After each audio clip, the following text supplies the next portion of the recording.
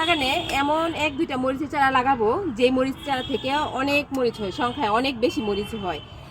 এই যে এই মরিচের চারাটা থেকে আমি কতবার শেয়ার করলাম সবার সাথে, এত সুন্দর মরিচ হয়েছে আর গাছ জুড়ে গাছ ভর্তি হয়ে মরিচ হয়। প্রথম আমি এটা থেকে বীজ রাখি নাই, পরে আবার ভাবলাম যে না, এত এত মরিচ যেহেতু হয় তাহলে সবার জন্য বীজটা রাখি। তারপরে কিন্তু এই যে গত টার্মে যে মরিচগুলো সেগুলো হচ্ছে সব শুকাচ্ছি। এই যে এখন আবার যেগুলো পাকছে সেগুলো কিন্তু শুকাচ্ছি। তার মধ্যে আবার আমার ঘরের কাঁচামরিচের জন্য এই গাছ থেকে কিন্তু কাঁচামরিচও নিচ্ছি। মানে এমন যদি আমরা দুইটা গাছ শুধু বসাইতে পারি, মরিচ কিন্তু কাঁচামরিচ আর কিনতে হবে না আমাদের বাজার থেকে।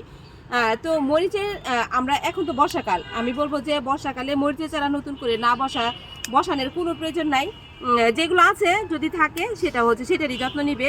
আর হচ্ছে আমরা মরিচের বসা বলো সেপ্টেম্বর মাসের লাস্ট দিয়ে, মানে বর্ষাটা শেষ হওয়ার পর, বর্ষা যখন বৃষ্টি দেখবো যে বৃষ্টি হচ্ছে না, তখন নিজেরা বীজ থেকে চারাটা তৈরি করে নিব। খুব সুন্দর কিন্তু চারা হবে। চারার জন্য আমরা একটু কোকোপিট ইউজ করবো।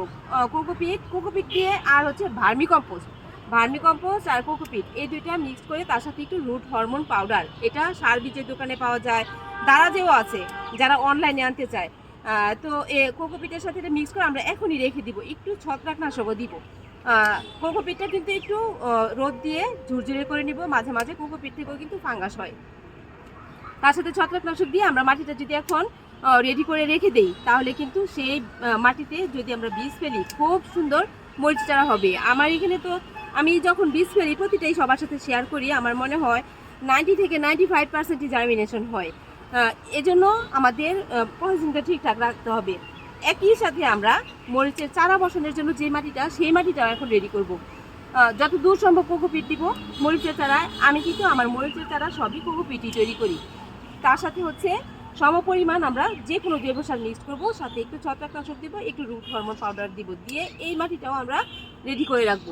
2-3টা মরিচের চারার জন্য আমরা একটু মাটিটা রেডি করে রাখলাম, একটু বীজের জন্য রেডি করে রাখলাম, তাহলে কিন্তু আমাদের রেজাল্টটা অনেক ভালো হবে। আমরা তারপরে হচ্ছে আমরা সেই নিজেরা চারা তৈরি করে চারাটাকে আমরা শিফট করব। আর মরিচের চারার জন্য একটা কীটনাশক আর একটা মাকড়নাশক অবশ্যই লাগবে। আমি বলবো আমার মানে বাগানের সব গাছের জন্য অন্তত পক্ষে 2টা কীটনাশক নেওয়ার জন্য। কারণ একই ধরনের কীটনাশক বারবার ইউজ করলে দেখা যায় কি খুব একটা তখন ভালো রেজাল্ট আসে না।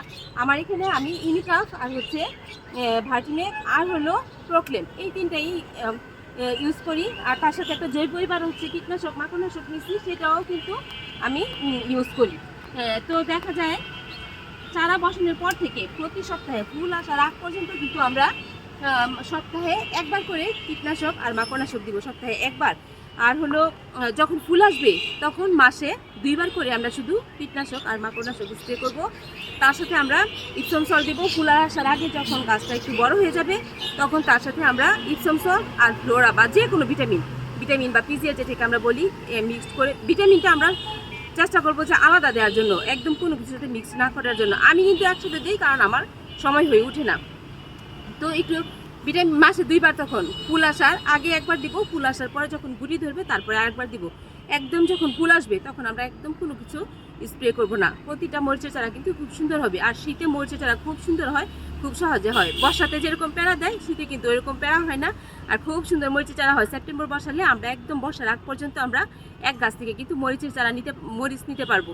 আর এই যে এই বীজগুলা কিন্তু সবার জন্য আমি সংগ্রহ করছি, শীতের বীজের সাথে ইনশাল্লাহ পাঠাবো।